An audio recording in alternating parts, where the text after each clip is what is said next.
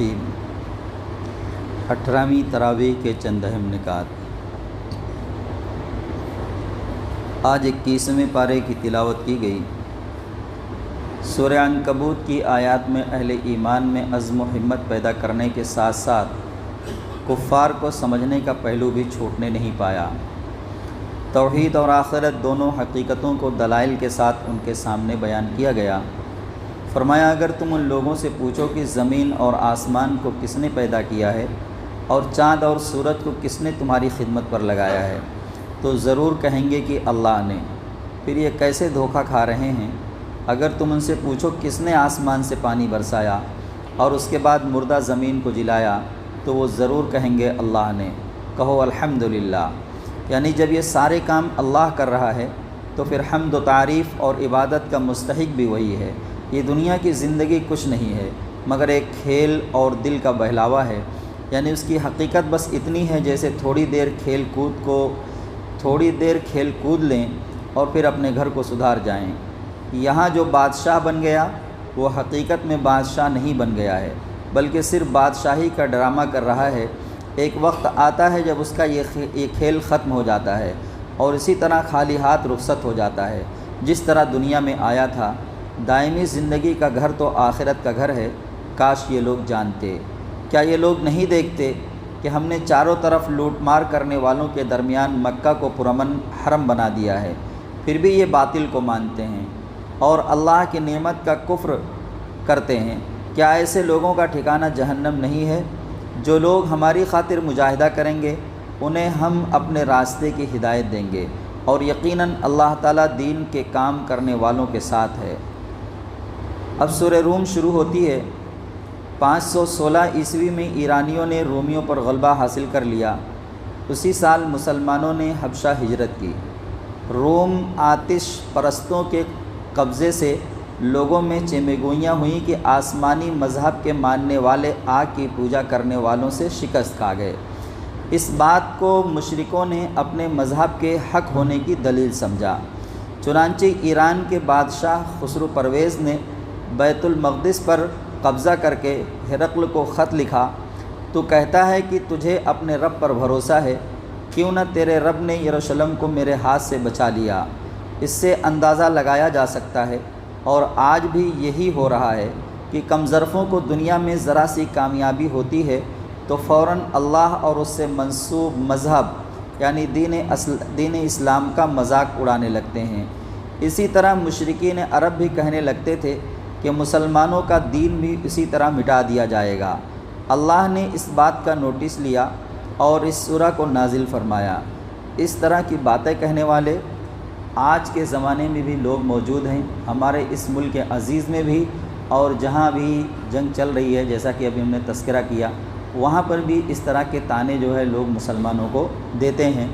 جیسے اس وقت کے آسمانی مذہب کے ماننے والے جو روم وغیرہ کے عیسائی لوگ تھے، ان کی شکست کے بعد ایرانیوں نے اور مشرکین عرب نے ان کو طعنے دیے تھے کہ جو لوگ آسمانی مذاہب کے ماننے والے ہیں وہ لوگ شکست کھا گئے ان لوگوں سے جو آتش پرست تھے۔ ایرانی آتش پرست تھے، آگ کی پوجا کرنے والے تھے، اور مشرکین دیوی دیوتاؤں کی پوجا کرنے والے لوگ تھے عرب کے۔ اللہ نے اس بات کا نوٹس لیا اور اس سورہ کو نازل فرمایا۔ ہاں قریب کی سرزمین میں رومی مغلوب ہو گئے ہیں مگر چند سال کے اندر اندر وہ غالب آ جائیں گے، اور وہ دن ہوگا جب اللہ کی دی ہوئی فتح سے اہل ایمان خوش ہو رہے ہوں گے۔ اس میں دو باتوں کی پیشین گوئی کی گئی، ایک یہ کہ رومی غالب آ جائیں گے، دوسرے یہ کہ مسلمانوں کو بھی فتح نصیب ہوگی۔ کسی کو یقین نہیں آتا تھا کہ یہ پیشین گوئیاں پوری ہوں گی، چنانچہ کفار مکہ نے خوب مذاق اڑایا اور 8 سال تک رومی بھی شکست پر شکست کھاتے رہے، یہاں تک کہ قیصر قسطنطنیہ چھوڑ کر تیونس میں پناہ لینے پر مجبور ہو گیا اور مسلمانوں پر اہل مکہ کے مظالم انتہا کو پہنچ گئے۔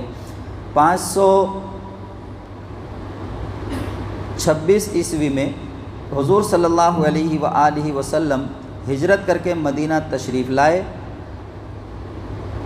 کچھ یہ تاریخوں میں کچھ الٹ پھیر ہے، غلطیاں ہیں اس میں، اور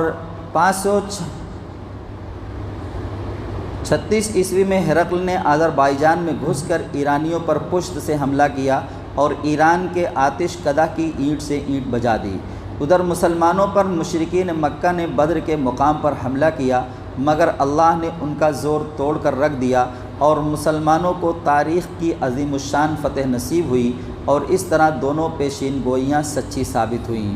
جس وقت یہ پیشین گوئی کی جا رہی تھی اس وقت تو عیسائیوں کا وہ حال تھا کہ ان کا بادشاہ بھاگتا بھاگتا پھر رہا تھا اور بیت المقدس چھوڑ کر تیونس میں پناہ لینے، یہاں تک کہ وہ قسطنطنیہ جو اس کا صدر مقام تھا اس کو وہاں تک جو ہے یہ ایرانی پہنچ گئے تھے، اور وہ جو ہے اپنا وہ شہر بھی چھوڑنے کے فراق میں تھا۔ بہرحال پیچھے سے حملہ کرتا ہے آذربائیجان کی طرف سے، ادھر وہاں پر شکست ہوتی ہے ایران والوں کو۔ اس وقت یہی دو سپر پاور طاقتیں تھیں، ایک تو ایران اور دوسرے روم۔ ایران کے بادشاہ کو کسریٰ کہتے تھے، اور روم کا جو بادشاہ تھا اس کو جو ہے قیصر کہا جاتا تھا۔ قیصر و کسریٰ یہ دو بادشاہتیں جو ہے اس زمانے میں چلتی تھیں، اور دونوں سپر پاور کی حیثیت رکھتی تھیں۔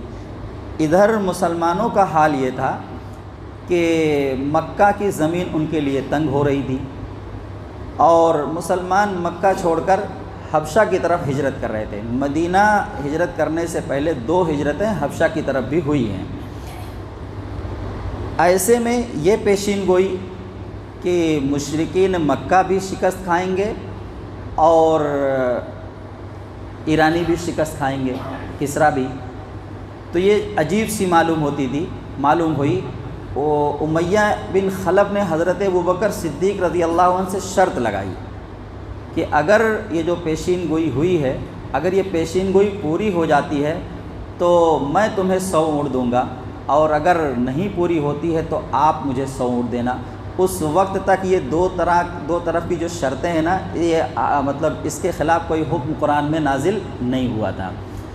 شرط لگ گئی، اور ٹھیک 8 سال کے بعد جو ہے اللہ کے حضور نبی کریم صلی اللہ علیہ وآلہ وسلم کی پیشین گوئی کے مطابق ادھر قیصر جو ہے ایران پر فتح حاصل کرتا ہے، اور ادھر مکہ سے ہجرت کر کے مسلمان مدینہ جاتے ہیں، اور جنگ بدر واقع ہوتی ہے، اور وہاں پر مسلمان فتح حاصل کرتے ہیں۔ وہ امیہ بن خلف تب تک تو مر کھپ گیا تھا، البتہ اس کے بیٹوں نے جو ہے وہ 100 اونٹ حضرت ابوبکر صدیق رضی اللہ عنہ کو دیے، اور تب تک جو ہے جوا کے خلاف آیت نازل ہو چکی تھی۔ حضور نبی کریم صلی اللہ علیہ وآلہ وسلم نے حضرت ابوبکر صدیق رضی اللہ عنہ کو وہ اونٹ جو ہے صدقہ کر دینے کے لیے کہا۔ تو مسلمانوں کو ایسا ہی یقین ہونا چاہیے اللہ کے احکام پر، یا اللہ کی طرف سے جو بھی کچھ ہمیں حکم دیا جا رہا ہے، جو بھی کچھ پیشین گوئی کی جا رہی ہے، اس پر مسلمانوں کو ایسا ہی یقین ہونا چاہیے جیسے حضرت ابوبکر صدیق رضی اللہ عنہ کو تھا۔ کیسا یقین تھا؟ ادھر تو رہنے کا ٹھکانہ نہیں ہے، اپنے گھر میں سکون سے نہیں رہ پا رہے ہیں، مکہ چھوڑ کر حبشہ کی طرف ہجرت ہو رہی ہے، اور ادھر وہ قیصر جو ہے بھاگا بھاگا پھر رہا ہے۔ ایسی صورت میں اللہ کے نبی کی زبان سے جو کلمات ادا ہوتے ہیں اس پر ایمان کیسا ہے حضرت ابوبکر صدیق رضی اللہ عنہ کا، کہ اگر نبی کی زبان سے یہ بات نکلی ہے تو یہ پوری ہو کر رہے گی، یہ یقین تھا ان کو۔ جیسے نا وہ شب معراج کا واقعہ آ کر جو ہے حضرت حضور نبی کریم صلی اللہ علیہ وآلہ وسلم نے جب مکہ کے لوگوں سے بیان کیا تو ابو جہل جو ہے پورے اس واقعے کو جا کر حضرت ابوبکر صدیق رضی اللہ عنہ کے سامنے ذکر کرتا ہے، اور کہتا ہے کہ کیا کوئی شخص ایسا ہو سکتا ہے کہ وہ ایک ہی رات میں مکہ سے جو ہے بیت المقدس جائے اور وہاں سے آسمانوں پر جائے اور جنت دوزخ کی سیر کرے اور پھر جو ہے اللہ سے باتیں کرے اور پھر اس کے بعد واپس چلا آئے، اور اس کے یہ سب ہونے میں صرف اتنی دیر لگے جتنی دیر آنکھ پلکنے کی، ہماری جو آنکھ کی پلکیں جو جھپکتی ہیں اتنا وقت لگے؟ تو حضرت ابوبکر صدیق رضی اللہ عنہ نے کہا کہ ایسا تو نہیں ہو سکتا۔ تو ابو جہل نے کہا کہ آپ کے دوست محمد ایسا کہتے ہیں صلی اللہ علیہ وآلہ وسلم۔ تو حضرت ابوبکر صدیق رضی اللہ عنہ نے کہا کہ اگر محمد کہتے ہیں تو ہو سکتا ہے، عقل کے تو پرے بات ہے، کہیں بیٹھنے والی نہیں ہے دماغ میں، لیکن ایمان دیکھیے نبی پر کہ اگر محمد کہتے ہیں یہ بات صلی اللہ علیہ وآلہ وسلم تو ہو سکتا ہے۔ سب سے پہلے معراج کے واقعے کی تصدیق حضرت ابوبکر صدیق رضی اللہ عنہ نے کی، وہیں سے جو ہے ان کو صدیق کا خطاب ملا ہے۔ تو بلا چوں و چرا حضرت ابوبکر صدیق رضی اللہ عنہ نے امیہ بن خلف سے وہ شرط لگا لی 100 اونٹوں کی کہ اگر حضور نبی کریم صلی اللہ علیہ وآلہ وسلم کی زبان سے یہ پیشین گوئی ادا ہوئی ہے تو ایسا ہو کر رہے گا۔ تو آج بھی جو پیشین گوئیاں ہیں حضور نبی کریم صلی اللہ علیہ وآلہ وسلم کی زبانیں جو حدیث کے ذریعے ہمیں معلوم ہوتی ہیں وہ سب ہو کر رہیں گی۔ ایک مسلمان کا یقین اور عقیدہ ایسا ہی ہونا چاہیے جیسے حضرت ابوبکر صدیق رضی اللہ عنہ کا تھا۔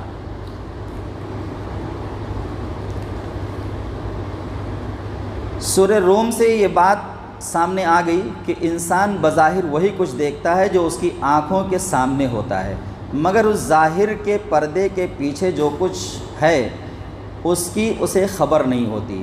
جب یہ ظاہر بینی دنیا کے ذرا ذرا سے معاملات میں غلط اندازوں کا سبب بن کر بعض اوقات انسان کو بڑے نقصانات میں مبتلا کر دیتی ہے، تو پھر پوری زندگی کا سرمایہ، مال، اولاد، جائیداد سب کو داؤ پر لگا کر خدا پرستی کے بجائے دنیا پرستی پر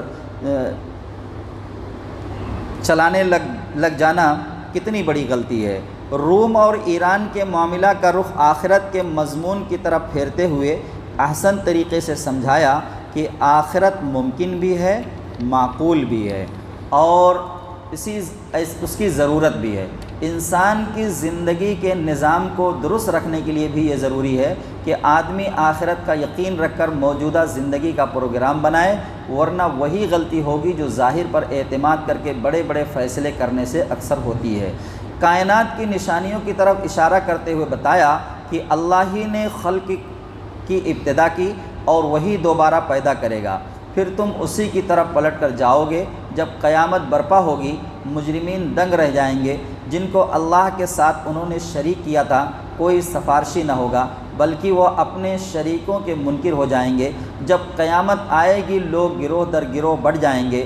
جو لوگ ایمان لائے اور اچھا عمل کیے وہ باغوں میں خوش خوش ہوں گے، جنہوں نے کفر کیا، ہماری آیات اور آخرت کو جھٹلایا، وہ عذاب سے دوچار ہوں گے۔ پس صبح و شام اللہ کی تسبیح کرو، آسمانوں اور زمین میں اسی کی حمد ہے۔ تیسرے پہر اور ظہر کے وقت بھی اس کی تسبیح کرو۔ وہ زندہ کو مردے میں سے نکالتا ہے جیسے انڈے سے بچہ، اور مردے کو زندہ سے نکالتا ہے جیسے پرندے سے انڈا، اور زمین کو مردہ ہونے کے بعد زندگی بخشتا ہے۔ اسی طرح تم بھی اٹھائے جاؤ گے۔ خدا کی نشانیوں میں سے ہے اس نے تم کو مٹی سے پیدا کیا، پھر تم پورے انسان بن کر زمین میں پھیلتے جا رہے ہو۔ بے جان مٹی سے ایسا جامع خوبیوں والا انسان بنانا انتہائی حکیمانہ خلقت ہے۔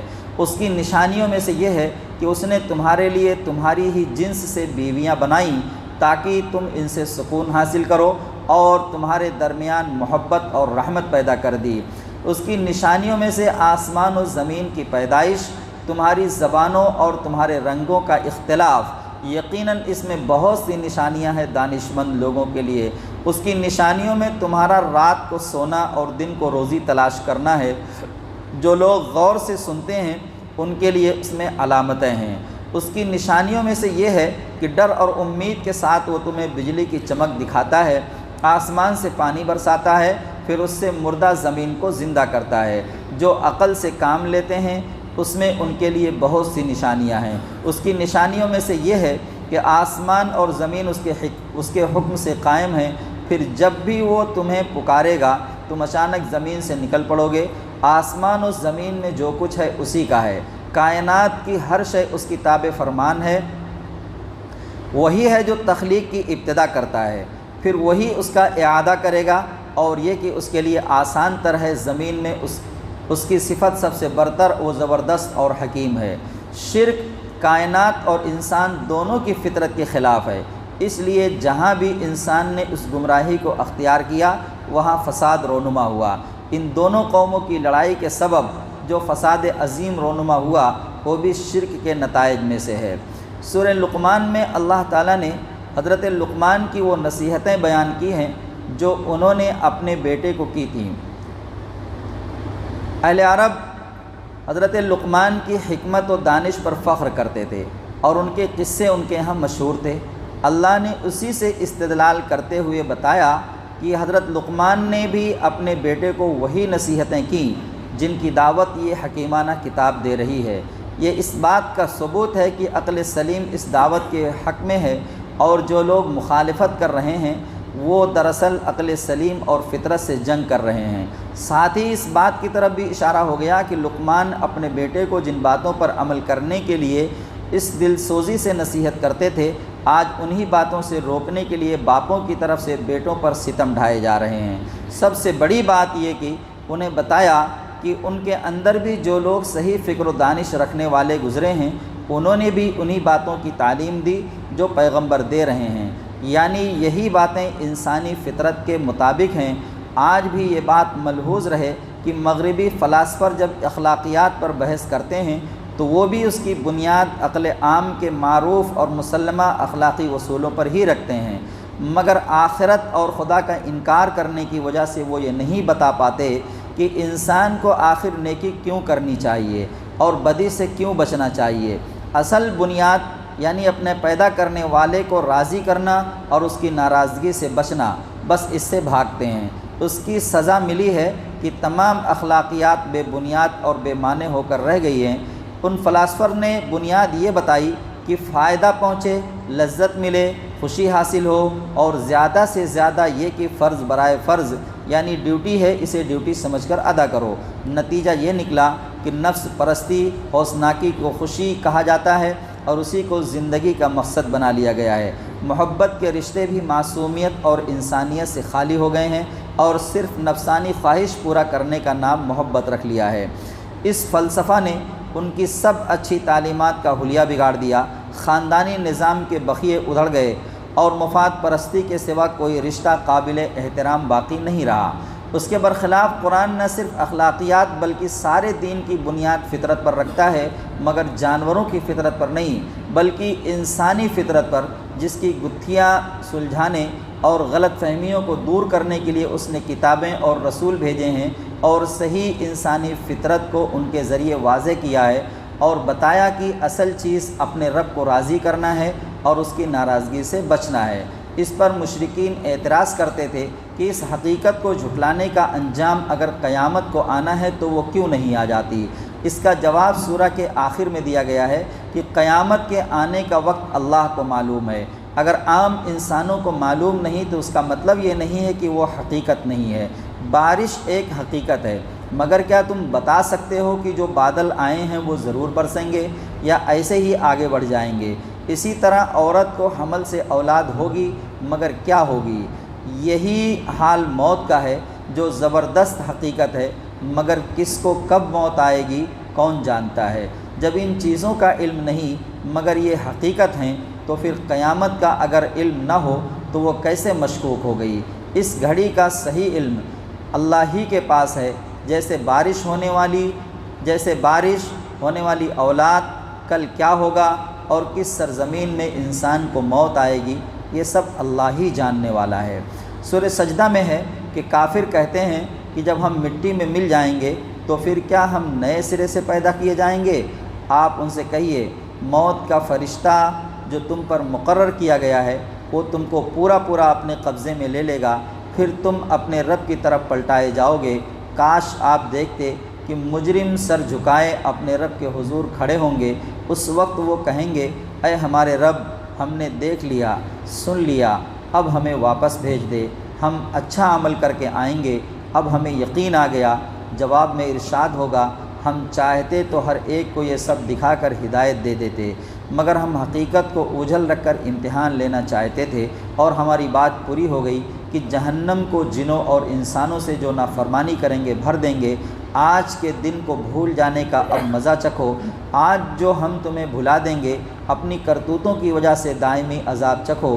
ہماری آیات پر وہ لوگ ایمان لاتے ہیں جنہیں یہ آیات سنا کر نصیحت کی جاتی ہے تو وہ سجدے میں گر پڑتے ہیں، یہ آیت سجدہ ہے، اور اپنے رب کی حمد کے ساتھ تسبیح کرتے ہیں، تکبر نہیں کرتے، ان کی پیٹھیں بستروں سے الگ رہتی ہیں، اپنے رب کو امید اور خوف سے پکارتے ہیں، ہم نے جو روزی دی ہے اس میں سے خرچ کرتے ہیں، کوئی نہیں جانتا کہ ہم نے ان کی آنکھوں کی ٹھنڈک کے لیے کیا کچھ تیار کر رکھا ہے۔ یہ ان کے اعمال کا بدلہ ہے۔ مومن اور فاسق دونوں برابر نہیں ہو سکتے۔ صاحب ایمان و عمل صالح کے لیے جنت الماوا ہے، ان کے اعمال کے بدلے ضیافت کے طور پر۔ جنہوں نے فسق کیا ان کا ٹھکانہ جہنم ہے، جب جب اس سے نکلنا چاہیں گے دھکیل دیے جائیں گے۔ ان سے کہا جائے گا جس عذاب کو تم جھٹلاتے تھے اب اسے چکھو، اس بڑے عذاب سے پہلے دنیا میں بھی ہم چھوٹے چھوٹے عذاب دیتے رہیں گے تاکہ تم باز آ جاؤ۔ یعنی ہم پر چھوٹی چھوٹی مصیبتیں، پریشانیاں، تکلیفیں آتی رہتی ہیں تاکہ ہم اللہ کی طرف رجوع کریں، توبہ کریں، اور جو کچھ جس مقصد کے لیے اللہ نے ہمیں پیدا کیا ہے وہ اپنا مقصد حاصل کر لیں۔ جب انسان کے اوپر پریشانی آتی ہے، تکلیف آتی ہے تو وہ اللہ سے رجوع کرتا ہے۔ اسی لیے اللہ تبارک تعالیٰ ہمارے اوپر چھوٹی موٹی پریشانیاں ڈالتے رہتے ہیں تاکہ بندے اپنے رب کی طرف لوٹ جائیں۔ اس آیت میں اسی کی طرف اشارہ ہے۔ سورہ سجدہ میں بتایا کہ اللہ کی بڑی رحمت ہے کہ وہ انسان کے قصوروں پر یکایک آخری اور فیصلہ کن عذاب میں اسے نہیں پکڑ لیتا، بلکہ اس سے پہلے چھوٹی چھوٹی تکلیفیں، مصیبتیں اور نقصانات بھیجتا رہتا ہے، اور اس طرح ہلکی ہلکی چوٹیں لگاتا رہتا ہے تاکہ اسے تنبیہ ہو اور اس کی آنکھیں کھل جائیں۔ جیسے انسان جو ہے زکوٰۃ ہم پر فرض کی گئی، ایک نصاب بتلا دیا گیا، ایک پیمانہ بتلا دیا گیا کہ اتنا مال ہو جائے تو زکوٰۃ فرض ہو جاتی ہے۔ اب اگر ہم زکوٰۃ ادا نہیں کرتے ہیں تو بعض مرتبہ ایسا ہوتا ہے کہ ہمارے کاروبار میں نقصان ہو جاتا ہے، ہمارا مال جو ہے یا ہماری کھیتی باڑی میں نقصان ہو جاتا ہے۔ تو یہ اس لیے ہوتا ہے تاکہ انسان جو ہے لوٹے اللہ کی طرف۔ اللہ کا کیا حکم ہے مال کے متعلق، سوچے اس کو۔ کبھی ہم بیمار پڑ جاتے ہیں، ہماری صحت خراب ہو جاتی ہے، کبھی جو ہے کاروبار وغیرہ ہمارا جو ہے متاثر ہو جاتا ہے، یا اور کوئی چھوٹی موٹی پریشانی ہمارے اوپر آ جاتی ہے۔ تو یہ پریشانیاں اس لیے آتی ہیں تاکہ ہم اللہ کی طرف لوٹ جائیں، اللہ سے رجوع ہو جائیں، اپنے گناہوں کی توبہ کر لیں۔ جو اللہ کے احکام کی خلاف ورزی ہم کر رہے ہیں اس سے باز آ جائیں۔ یہ چھوٹی چھوٹی پریشانیاں ہمارے لیے، اور ایسا ہوتا بھی ہے، ایسے حادثات انسان کی زندگی میں بعض مرتبہ رونما ہوتے ہیں کہ انسان کی پوری زندگی کو پلٹ کر رکھ دیتے ہیں۔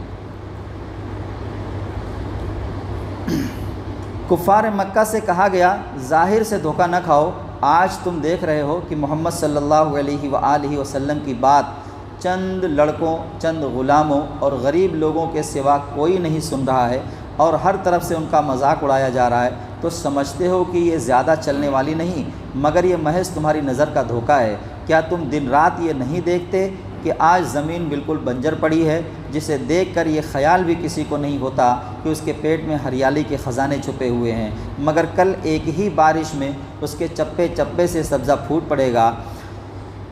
کچھ 2 ورق تقریباً سورہ احزاب کے بھی پڑھے گئے ہیں، چونکہ سورہ احزاب میں تفصیل سے 3 واقعات کا ذکر ہے، اور اگر اس کو آج اور کل 2 دن کے خلاصے میں لایا جائے گا تو مضمون واضح نہیں ہو پائے گا۔ انشاءاللہ کل کے خلاصے کے ساتھ جو ہے یہ 2 ورق جو پڑھے گئے ہیں اس کا خلاصہ بھی آئے گا۔ اللہ تبارک تعالیٰ سے دعا ہے کہ اللہ ہم سب کو قرآن پڑھنے، اس کو سمجھنے اور اس پر عمل کرنے کی توفیق عطا فرمائے۔ ربنا تقبل منا انک انت السمیع العلیم وتب علینا انک انت التواب الرحیم۔ صلی اللہ تعالی علی خیر خلقہ محمد وعلی آلہ واصحابہ اجمعین برحمتک یا